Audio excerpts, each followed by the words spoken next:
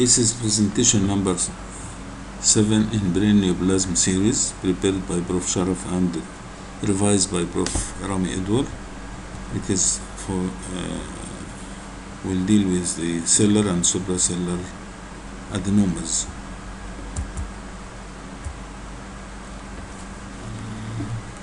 Now we remember this anatomy. Remember that the upper contour of the gland is flat and the vertical height is 10 millimeter, and the anteroposterior diameter and side to side diameter are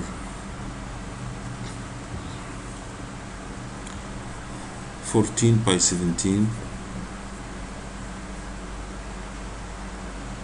but both values should not be existing at the same cell. So 10 is the vertical maximum, 14 by 17 is the cross and anteroposterior diameters, and should not exist together in one patient. And the surface is flat. This is the surface flat. This is contrast in the cavernous sinus, carotid flow void, infundibulum, optic chiasm, and of course this is the region of the sphenoid sinus. The black, this whole black is the sphenoid sinus. It's normal for the gland to have a convex upper border in some cases, like menstruating or lactating females and during puberty, whereas there is too much demand on the gland and thus may enlarge, cause hypertrophy, and some bulge on the upper border. This is the typical appearance of hyperplasia in post-thyroidectomy. In post-thyroidectomy, there is some hormonal imbalance which activate the adenohypophysis to enlarge and thus loses its flat upper margin, and it becomes smoothly bulging up. There should be a history or denoting increased demands on the gland. Now this is very important. If you give contrast, usually in the early, and as indicated by time, in the early, if you have a vertical line here, early, so you will find the normal gland is densely enhancing or intensely enhancing, and the adenoma itself will be seen as hypo-intense, but strangely enough, after 3 to 5 minutes, both are reaching to almost the same level of contrast. So any effort should be done to visualize the gland in this region as early as possible, and this is the principles of dynamic contrast studies, to see the gland as enhancing and the tumor as still enhancing, hypo-intense. Now here, applying this principle that in this area, in this region, the gland itself will be having intense enhancement, while the tumor is not reaching the same level. So hypo-intense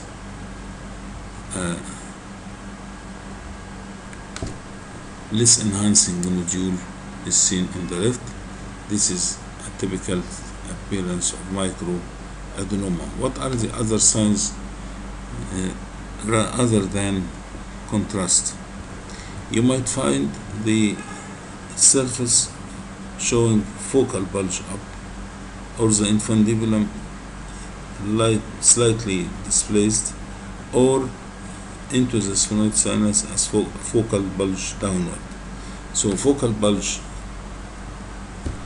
up, down, or with displaced infundibulum are the typical signs, but the key point is the presence of the hypo-intensity in early dynamic studies after contrast injection in MRI. Now, what about this? Where is the tumor and where is the gland? This, of course, is the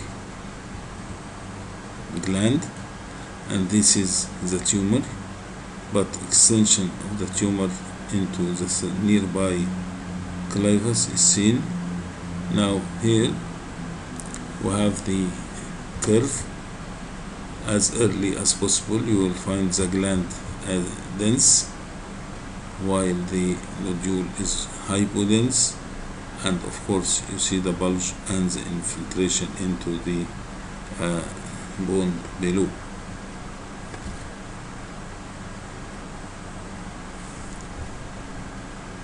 CT pituitary microadenoma will show the same.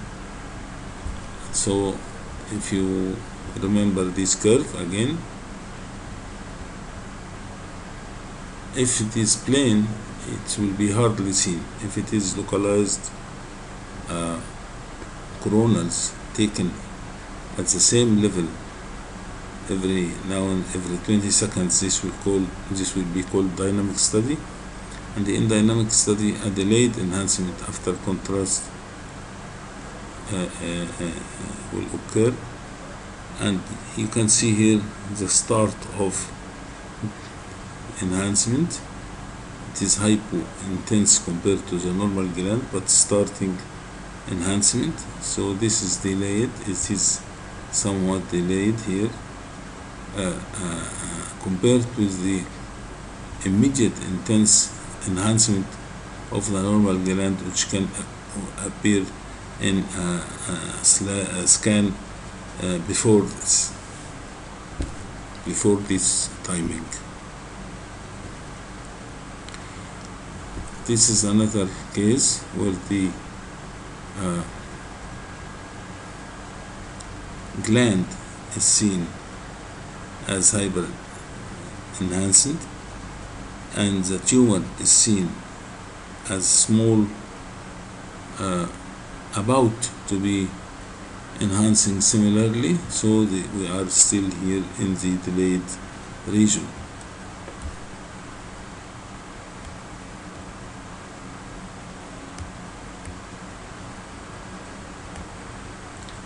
So what about this dynamic series of coronal images as 20 or 30-second intervals will be made for 4 to 5 minutes at the same location rapidly after intravenous injection of contrast to monitor the changes in the signal intensity of the intracellular structures.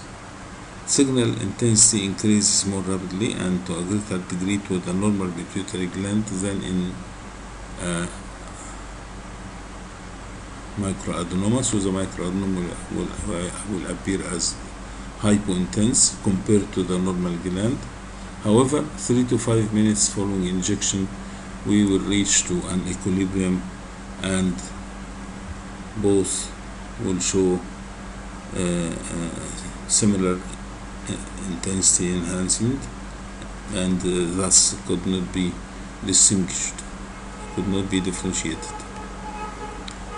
Now here it is. This is the sequelae of events, 20 seconds interval. This is low and this is normal. This is low and this is normal. This is low and this is normal. And this here is equilibrium phase. Now in this one we have large, more than 1 centimeter tumor, which is seen bulging into this sphenoid sinus and bulging upward into the suprasellar system, and it is showing in T1 as hyperintense and bright and flare. So this is hemorrhagic macroadenoma. It's more than 1 centimeter, with the extension, known extensions into the supracellular region, sphenoid sinus, and may destroy the bone force. And it is, in this case, it is hyper intense in T1 on the left, while it is bright in the flare on the right. So this is hemorrhagic macroadenoma. Now what about this one? Here we have again a large adenoma, more than 1 centimeter, with bulging upward in the supracellular system and bulging downward into the sphenoid sinus and displacing the infundibulum. You cannot trace it to the right, and at the same time indenting the chiasm. Indenting the chiasm is a sign which should be taken seriously. What about the intensity? The intensity here in the T1 on the right coronal, it is iso, while it is enhancing differently than the normal gland, which is compressed at the margin here.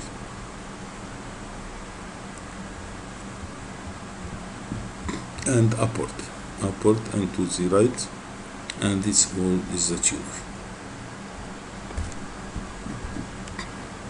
Now this one, it presents marginal enhancement. This is another type of enhancement which can occur in macroadenoma, but it is somewhat rare.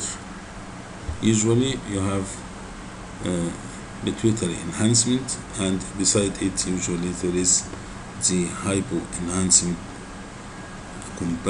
in comparison to the normal. While in this macroadenoma you will lose this sign, but you will find the tumor mass itself more than 1 centimeter projecting in supracellular system and bulging down, filling the sphenoid sinus, and this is called the H-shaped tumor. Another H-shaped tumor bulging into the sphenoid sinus and bulging up to involve the chiasm itself and pressing on the third ventricle upward. It presents enhancement. We lost comparison because the normal gland is a compressed one. The famous H-shaped macroadenoma, H-shaped macroadenoma. This is the cellular portion, and this is the extracellular portion, cellular portion and supracellular portion.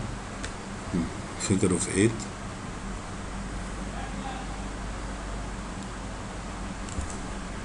Here is the cellular and supracellular, with bulge into the sphenoid sinus and filling of the supracellular system.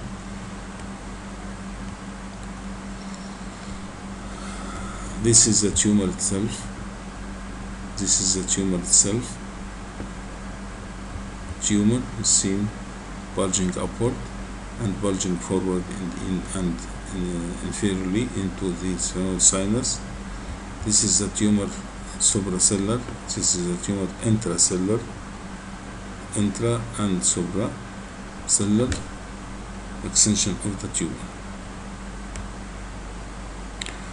The tumors in macroadenoma invasive type may show calcifications, may show hemorrhage, and may show even bone destruction. In this case, we have this T1 hyperintensity,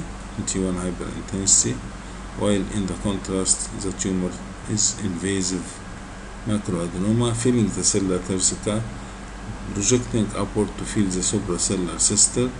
To either side, it is involving the cavernous sinus more on the right, and anteroposteriorly, it is stopping short at the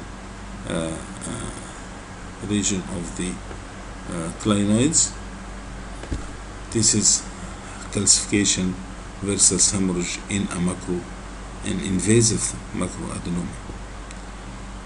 The H-shaped macroadenoma of the invasive type. Here it is invading the cavernous sinus as well as the supracellular cistern into and pushing into the brain.